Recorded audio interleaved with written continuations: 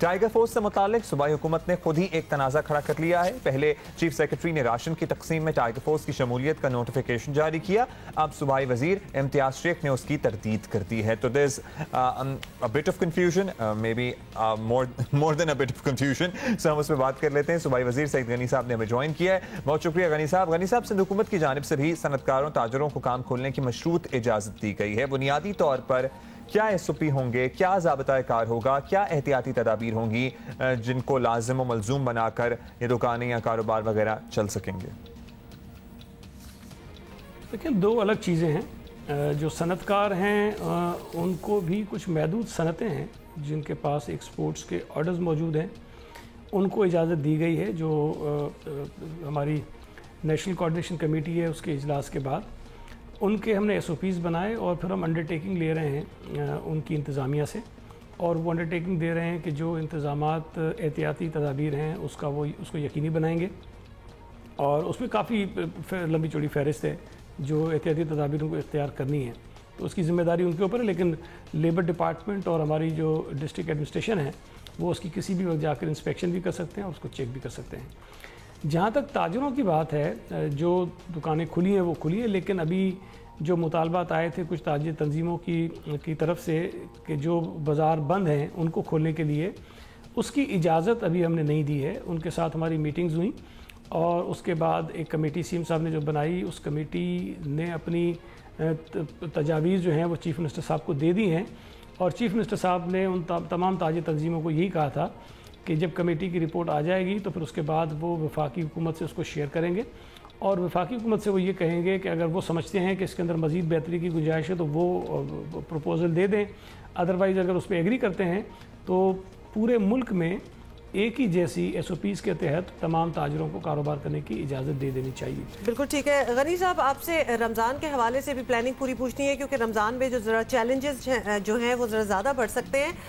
Obviously رمضان المبارک اب بالکل اس ویکنڈ پہ ہی آ گیا ہے، اور مساجد اور نمازوں اور تراویح کا سلسلہ بھی اوبویسلی چلے گا. مسجدوں میں کہا گیا ہے کہ نمازی 6 فٹ کا فاصلہ رکھیں، تو اس پر عمل درآمد حکومت کیسے یقینی بنائے گی؟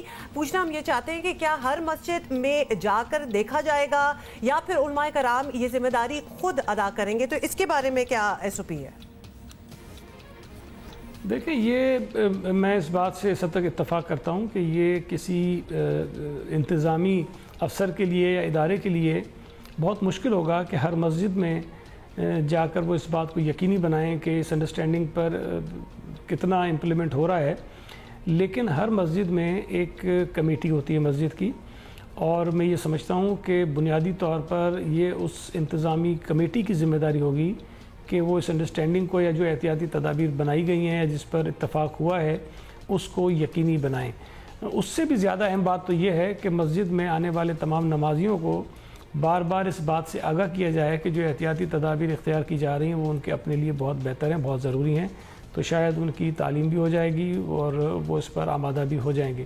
ہاں، حکومت جو ہے ظاہر ہے کہ کہیں کہیں ہم کوشش ضرور کریں گے کہ ہم چیک کر لیں، لیکن بنیادی طور پر ہماری کوشش ہوگی کہ جو انتظامی کمیٹی ہے اس کے ذریعے اس پر عمل درآمد کروائیں. لیکن اس کے ساتھ ساتھ جو 20 نکاتی ایک میمورنڈم آیا تھا جس کو آپ نے یقیناً پڑھا ہوگا، اس میں یہ بات لکھی ہوئی ہے کہ اگر دوران رمضان یا کسی موقع پر یہ محسوس ہو کہ ان تمام چیزوں پر عمل درآمد نہیں ہو پا رہا ہے تو اس پالیسی پر نظر ثانی کی جا سکتی ہے. چلیں، ہماری امید اور دعا تو یہی ہے کہ سب کچھ خیر خیریت سے گزر جائے اور یہ وبا آہستہ آہستہ ختم ہو جائے. غنی صاحب، لاسٹلی ہم آپ سے پوچھنا چاہیں گے کہ ہم دیکھ رہے ہیں کہ سندھ میں ٹیسٹنگ بھی بہت تیزی سے ہو رہی ہے اور کرونا کیسز بھی اتنی ہی تیزی سے سامنے آ رہے ہیں، لیکن اب ایک اور کنسرن یہ ہے کہ اموات کی شرح اور تعداد بھی بڑھتی جا رہی ہے. تو اچانک یہ سلسلہ تیز جو ہوا ہے، اس کی آپ کی بات ہوئی ہے کسی ایکسپرٹ سے؟ کیا وجہ سامنے آ رہی ہے؟ دیکھیں، یہ تو ہمیں پہلے سے پتا تھا اور اس پہ تو تمام ماہرین بھی اتفاق کرتے ہیں کہ جب آپ ٹیسٹنگ کی کیپیسٹی بڑھاتے ہیں اور ٹیسٹ بڑھاتے ہیں تو اس کے نتیجے میں جو نمبر آف کیسز ہیں وہ بڑھتے ہیں، اور وہ اس پہ ہمیں کوئی حیرانگی نہیں ہے، نمبر آف کیسز بالکل بڑھ رہے ہیں. لیکن جہاں تک ہلاکتوں کی بات ہے، اس میں بھی دیکھیں جب یہ وائرس زیادہ پھیلتا ہے، زیادہ لوگوں کو متاثر کرتا ہے، تو جب تعداد بڑھتی ہے تو پھر اس میں ایسے متاثرین بھی آتے ہیں جن کو ملٹیپل ڈیزیزز پہلے سے ہوتی ہیں اور ان کا امیون سسٹم بہت کمزور ہوتا ہے. हमारा जो सूबा सिंध में एक एक्सपीरियंस रहा है इस हवाले से, उसमें बेशतर अमवात ऐसे लोगों की हुई हैं जिनमें या तो उनकी उम्र कुछ ज़्यादा थी, और दूसरा जब वो हॉस्पिटल आते हैं तो उसके कोई 24, 36 या 48 घंटे के अंदर अंदर उनकी डेथ हो जाती है। तो इसका मतलब ये है कि जब वो हॉस्पिटल पहुंचते हैं तो उनकी हालत काफ़ी ख़राब होती है, और उसकी बुनियादी वजह भी होती है कि उन्हें मुख्तलिफ़ बीमारियां पहले से लाक होती हैं। इसीलिए ये बात मैं समझता हूँ कि हम बार बार शहरियों को समझाने की कोशिश कर रहे हैं कि हमें इस बात का इंतज़ार नहीं करना चाहिए कि खुदा न खास्ता ये वायरस हमें लगेगा तो उसके बाद ही हम एहतियात करेंगे। हमें अपने आप को इस वायरस से बचाने के लिए एहतियाती तदाबीर इख्तियार करनी चाहिए ताकि हम अपने आप को भी महफूज रख सकें और अपने इर्द गिर्द रहने वाले लोगों को महफूज रख सकें। बिल्कुल सही कह रहे हैं गनी साहब, because this is a new reality और इससे अब सारों को ज़रा यूज टू भी हो जाना चाहिए। अब आपसे हम पूछना चाहेंगे कि अगर लॉकडाउन में नरमी के बाद कोरोना केसेस बढ़ने लगे, हालात बिगड़ने लगे, तो क्या एक बार फिर लॉकडाउन के लिए वफाक की हिदायत का इंतज़ार करेंगे या ख़ुद कुछ एक्शन लेंगे? देखें, अभी तक तो हमारी कोशिश ये, और बल्कि पहले भी ये कोशिश थी कि पूरे मुल्क में एक ही पॉलिसी हो और उस पॉलिसी के मुताबिक तमाम फ़ैसले हों ताकि कहीं से कोई इख्तलाफी आवाज़ ना उठे और हमारे शहरी जो हैं वो कन्फ्यूजन का शिकार ना हो। तो जितने भी सख्त फ़ैसले हों उस पर अमल दरामद कराना हम सबके लिए आसान हो जाए। लेकिन आगाज़ में ये चीज़ें नहीं हो सकी बदकिस्मती से, लेकिन अब हमने कोशिश की है और हम उन तमाम फ़ैसलों पर अमल कर रहे हैं जो नेशनल कोऑर्डिनेशन कमेटी में तय होते हैं। अब जो बात अब आगे की कर रहे हैं, देखें आगे ये तो प्राइम मिनिस्टर साहब ने ख़ुद भी कहा है कि अगले महीने हालात मज़ीद ख़राब हो सकते हैं। अल्लाह ना करे ऐसा हो, लेकिन बहरहाल इम्कानात इस बात के मौजूद हैं। जो दुनिया में मिसालें हमारे सामने मौजूद हैं उससे तो यही ज़ाहिर होता है कि चीज़ें आगे शायद खुदा न खास्ता थोड़ी सी बिगड़ेंगी। लेकिन अगर सूरत हाल बिगड़ती है तो फिर इस पूरे पिछले 1-1.5 महीने में आप देखें तो फ़ैसले हालात को सामने रख कर रोज़ाना की बुनियाद पर किए भी जाते हैं और फिर तब्दील भी किए जाते हैं।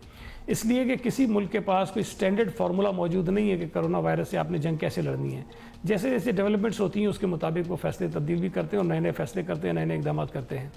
तो हमें भी इंतज़ार करना होगा। अल्लाह ना करे कि हालात इतने ख़राब हो जाएँ कि फिर हम लॉकडाउन की तरफ जाएँ, लेकिन इस बात का इम्कान बिल्कुल अपनी जगह मौजूद है कि खुदा न खास्ता चीज़ें अगर बहुत ज़्यादा ख़राब होती हैं तो शायद मज़ीद सख्त फैसले भी तमाम हुकूमतों को करना। अच्छा गनी साहब, एक और तनाज़ा जो नहीं खड़ा होना चाहिए था वो मामला ये है कि वज़ीर आज़म ने लॉकडाउन मुतासरीन की मदद के लिए जो टाइगर फोर्स बनाई थी, सिंध हुकूमत उससे ताउन को तैयार नहीं है अपैरेंटली। अब इतने सब रज़ाकार मिलेंगे, काम आसान हो जाएगा। ज़ाहिर है इसमें तो हमें सबकी मदद दरकार है ना, सब मिलकर इस मसले से निपट सकते हैं। तो इस पर क्यों सियासत हो रही है? देखिए, कोई सियासत की बात नहीं है। मैं समझता हूँ कि कन्फ्यूजन इस वजह से फैला कि जो ख़त चीफ सेक्रेटरी साहब ने जारी किया है, जो वफाकी हुकूमत की तरफ से एक उनको ख़त आया था, उसको फिर उन्होंने आगे भेज दिया डिप्टी कमिश्नर्स को। उसमें भी ये लिखा हुआ है कि रिलीफ के हवाले से